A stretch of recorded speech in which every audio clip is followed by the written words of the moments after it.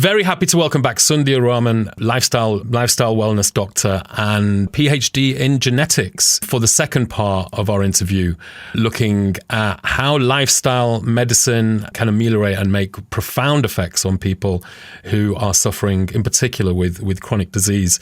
So just some quick tips, a quick summary of the last interview. Apparently 80% of chronic diseases can be avoided through lifestyle. Some estimates are even saying up to 90% of cancers are lifestyle related. The current model allows people to reach the tipping point of disease and then intervene. And we've seen that perhaps more and more over the last years as the National Health Service has been pushed to literally tipping point with COVID. And it seems like underfinancing the NHS as well, which has been going on for a long time. But it seems that lifestyle medicine is largely preventative. Rather than waiting for people to get to the tipping point, it looks to get started a few stages before that. And we've also seen an epidemic rise in obesity, diabetes, cancer, basically all chronic disease over the last decades. The average person can now expect to spend 1/5 of their lives, that's about approximately 15 years, with at least one chronic disease.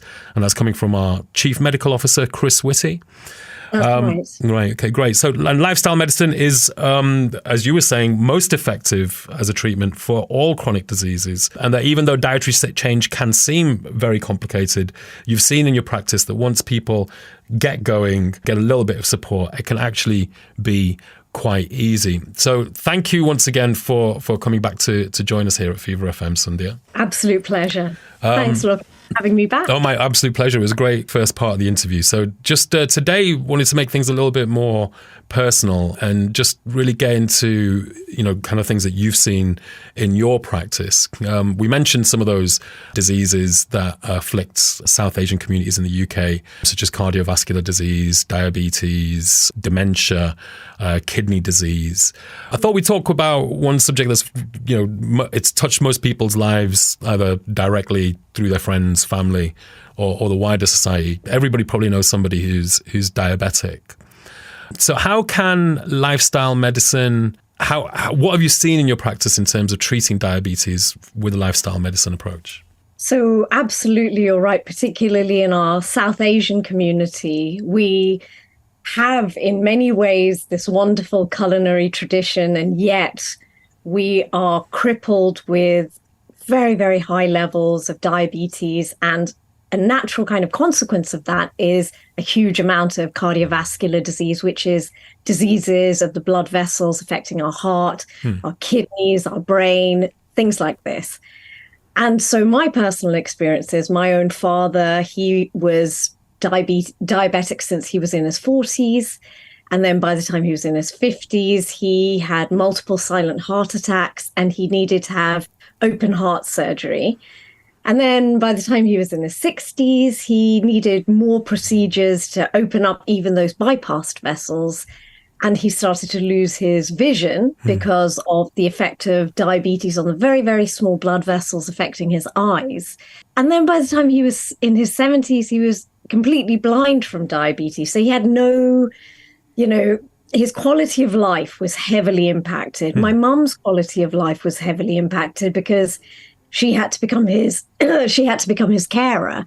So, and this is not. I mean, I'm sure even you as the daughter were heavily impacted as well. It's all of us were. I mean, I had my own family at that time, so I wasn't doing what my mum had to do for him. She was there every single day, helping him with, getting ready in the morning, helping him with showering, helping him get around the house, helping him get to and from things, instead of being this household where they were a team, and they were always a team. My dad was an amazing man, very ahead of his generation, I think, in terms of helping around the house, being really proactive, a great kind of sense of equality. And so my mom ended up shouldering a lot of the kind of regular household activities. So it impacts on everybody. It's not just my mom, but she was incredibly brave and strong, and she carried on, and they supported each other. But at the time, they should be enjoying their grandchildren, their children, financial stability, retirement, all these things that people look forward to. They had a huge amount of their quality of life was hugely impacted. And really, when another member of my family came to me, and he was only 50 at the time, and he was diabetic for about 12 years, and his kidneys were showing signs of damage for about 4 years. And if you don't really deal with that, that can end up in dialysis. And his eyes had begun to show signs of damage from diabetes, and he didn't want to end up like my dad, very understandably. And diabetes is the number one cause of blindness in people of working age. So it is not an unusual consequence of having diabetes to lose your vision. And so it was really, he was my entry point into really understanding and using lifestyle medicine. I didn't even know it existed at the time. So we were kind of working with him to optimize his medication. I mean, we live in this wonderful situation where, how much money we have doesn't prevent us from getting, cutting edge medication or access to healthcare professionals and management and treatment. And yet, despite optimum medical management of his diabetes, of his, scanning his eyes, managing everything like that, his eye disease just kept worsening. So can I ask, what kind of medication was he on at this point? He was on optimum medication for his diabetes, and he was having his blood pressure managed as well. So essentially he was all the conventional risk factors for worsening cardiovascular disease and worsening diabetes. These were all managed optimally with the best medication that there is available to us, going for regular checks that are, again, just part and parcel of NHS management, which is what it should be. And yet this wasn't either slowing or stopping the progression of his eye damage or kidney damage. And it was only then going back to the science and sort of thinking, well, is there something more we can be doing that we missed, that we really understood, that lifestyle can be so impactful? And then we made more changes. I would say we worked on his physical activity levels. We worked on blunting sugar spikes and making his diet more whole food. But ultimately, when I plot what happened in his results, I see the biggest impact for him was actually eliminating dairy from his diet. And at that point, we went from, his blood sugars were just rising over the previous years. And then we introduced more whole foods and exercise. It slightly blunted, the trajectory blunted, but carried on rising. And then we took out dairy and it plummeted. And he was able to come off a lot of his diabetic medication. His kidney disease reversed and his eye damage reversed and remains reversed 4 years on. So all of this has remained completely healthy. I mean, it's worthwhile saying that there's probably not a drug on the market or one likely to appear in the next 5 years that could achieve those kind of results. Am I right in saying that? I would agree with you. I mean, I think the quality of our diabetic drugs has improved dramatically. So we had a period where we had a lot of drugs that were good at lowering your blood sugars, the numbers that you get.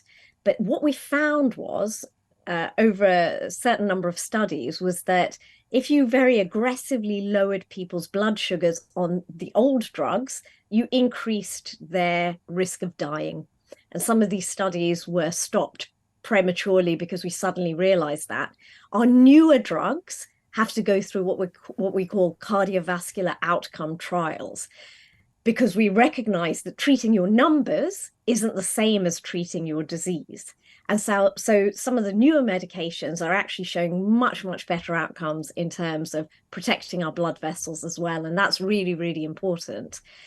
But if we think about what we can do for ourselves, not just the same principles apply to reduce our risk of dementia, to reduce our risk of cancer, to reduce our risk of chronic lung disease, to reduce our risk of all chronic health problems. So we don't have to keep having more sophisticated and multiple medications in order to reduce that risk. If anything, we can begin with the foundations and reduce our risk of all chronic health problems. So I would say, even if we have wonderful blockbuster drugs in the pipeline, we don't have to wait for all of that. There's so much that we can empower ourselves to do to preserve our health versus managing our disease later on in life.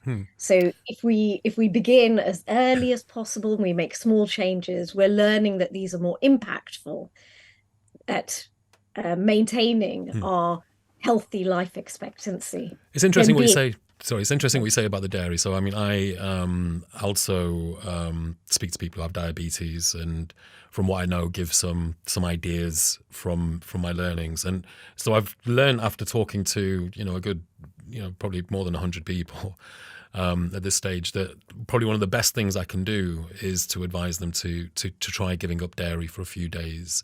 And just check their blood sugars and see what happens. And actually in every case, we see a dramatic fall in, fasting blood sugars with the omission of dairy. And there's a lot of Punjabis in particular, from North India who love a glass of milk before they go to sleep at night. So even just changing that milk to soya milk, oat milk, almond milk, hazelnut milk, any one of the other milks, we see this massive, profound change. So you're saying that you moved this gentleman onto a whole foods diet and an exercise regime that ameliorated the increases in blood sugars, but it was still sticky. And then you got him to give up dairy, and you saw the numbers collapse. Yes. What do you think it is in the dairy that's causing such a problem? Before I go on to that, can I just make one more point? Yeah, please. You mentioned about the different plant milks. Out of those different plant milks, the ones I would suggest are most beneficial for diabetics are the nut milks and soya milk. Oat milk is great, but it is a bit lower in protein and it releases its sugars more rapidly.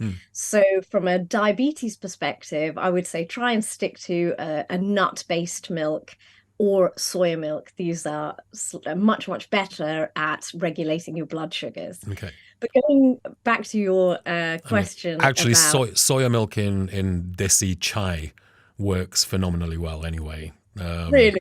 Yeah, I would normally opt for oat milk in coffee, but I do know actually even some of the oat milks that are produced specifically for coffee, the barista editions, have something done to the oat compounds that make them release the sugars much quicker as well. So that can be problematic. So that's a good tip. So just stick to, if you are changing the milks, stick to soya or the nut varieties.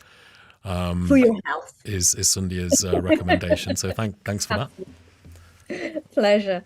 But in terms of the excellent question you asked around why I think dairy made such a difference. So he, like most people, had periods where he was incredibly consistent with an activity and then he dropped the activity. And so when I plotted it, this was by far the most impactful on reducing his blood sugars, the removal of dairy, on reducing his blood sugars and reversing his disease.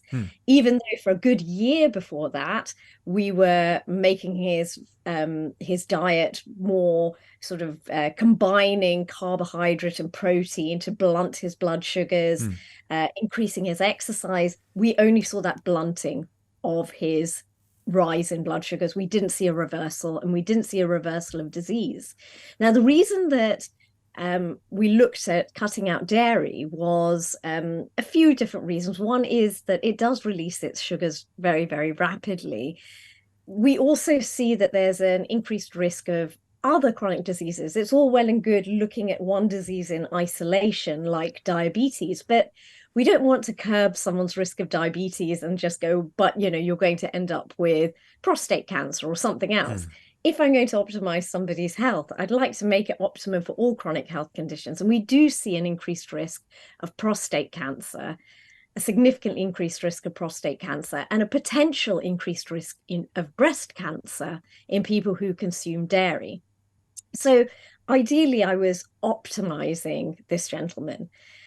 But the other thing that I thought was really fascinating is we have animal studies looking at something called micro-RNAs, which are a normal part of all dairy. So whether that is breast milk from humans or breast milk from an animal, they naturally contain things called micro-RNAs, which switch genes on and off.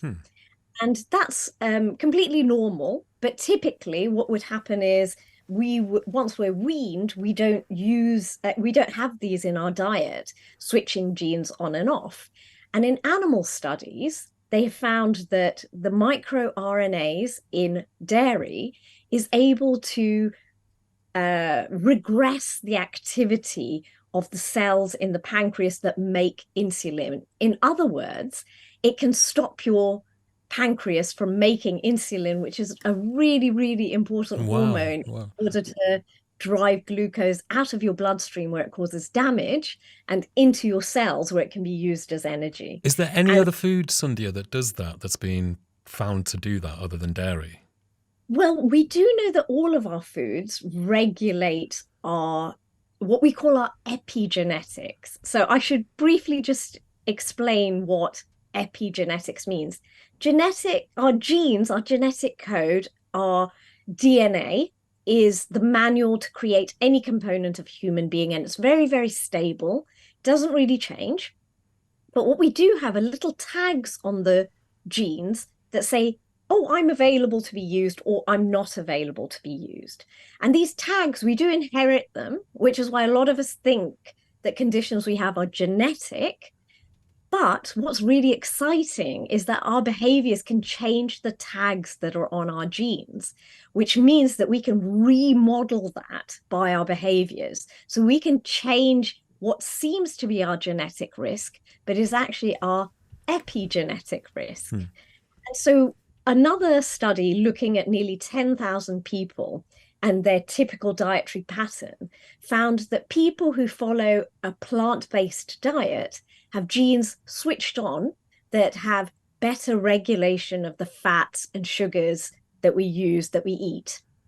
And so we do know that our foods in general regulate our epigenetics, but microRNAs are only found in dairy out of those kinds of foods. Okay. So there are other ways in which we can change those tags that are on our genes. Okay, great. So this person, have they reversed the diabetes completely? Was it just they've reversed the diabetes, but they remain in remission as such. So they're still seen by diabetes services. Yeah, I mean that's the common idea is that once you've got type 2 diabetes, you've got it for life, haven't you? So even if your blood sugars have normalized and your HbA1c is completely fine, you'll still be regarded as being diabetic potentially, right? Yes. So that's interesting. Okay, so you involved whole foods diet, you involved some extra exercise, which the guy didn't do. Which is quite a common thing. And then you involved the removal of dairy, and suddenly the blood sugars came down. Yes. Was that all that you did, or was there anything? Very, very experimental at the time. Right. And I think if I hadn't seen it with my own eyes, I would have been like, I don't know about that. It's lovely theoretical rationale. And now I've repeated in one more person who had diabetic eye disease and seen the same results. So it would be lovely to do a bigger study on that. So I would be open if anybody would like to do that. That happens to be amongst your listeners. Okay, great. And so how long did it take for this reversal to happen? So because the eye tests are only done once a year, we know that between one eye test and the second eye test, he went from having eye disease to having no eye disease. So at some point within those 12 months, this reversal happened. So it was within a year. Okay, within a year. And in terms of the actual blood sugar numbers normalizing? So they went down and down and down. I'll be honest, within 1 year, I Everything was pretty much, done. he was happy. We kept going down. At the same time, he's having some of his medications removed. So then there'll be a blip and then we'd go back down again.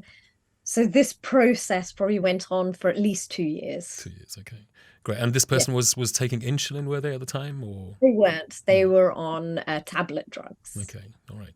Yeah. Okay. Great. So that's good. That's I mean, what would they say today? I mean, as a person, like once they reversed the diabetes, did they continue with the diets, or did they? I think that's the other incredible thing. I think when you get that feedback, that there's two parts to this, I would say. There's a subjective feedback. Everybody I have dealt with has started off thinking this is a huge change.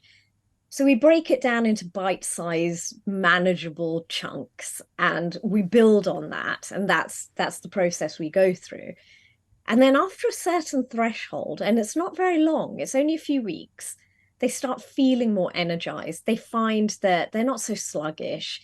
They feel like their clothes are fitting a little bit better or a bit looser.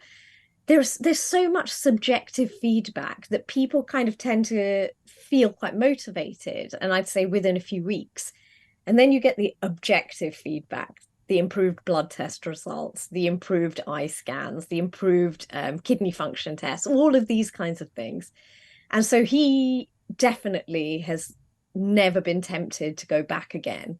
And I think if I'd said to him right at the outset, this is what we want to do, I think he'd sort of go, that seems a bit hard. I'm not sure I'd want to do that. But, if you are supported to go through a process, I think I've never had anybody who has just sort of said, I can't do this, I drop out. Okay, good. I mean, great stuff. I mean, it's great for our listeners to see that there's, it's not necessarily medicines that are going to fix you if you've got type 2 diabetes or other inflammatory diseases. And, the cause can often be lifestyle related, whether that be lacking exercise, lacking food. It often does come down to the nutrition, I think, in type 2 diabetes.